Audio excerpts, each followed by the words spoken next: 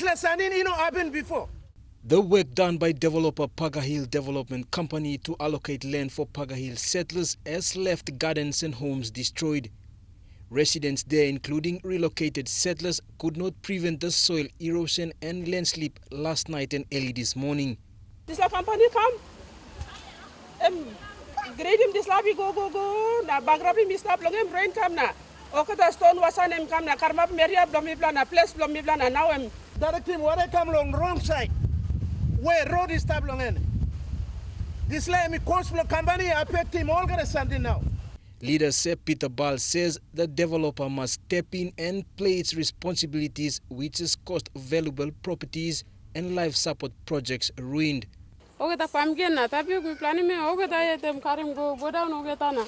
Brugi mouse speak blomina. Speak to him close to him. Dike when me ground go pass stop na me him.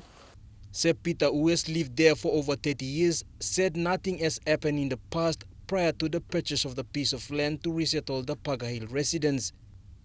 But soil erosion is not the only problem. No proper water drainage and no supply of electricity are just some issues the settlers and customary landowners face. I walk him house floor, set him sample place floor, sit down. All must come walk him house past time, all must walk him good road past time, all get a Sunday name by your right. No God now I packed him all line and I packed him too, and big place too. Community leaders say the Tagua community will face a much bigger problem if nothing is done in the coming days. However, the Paga Hill Development Company says it will assess the damage before making any further considerations. Jack Lapave Jr., National, MTV News.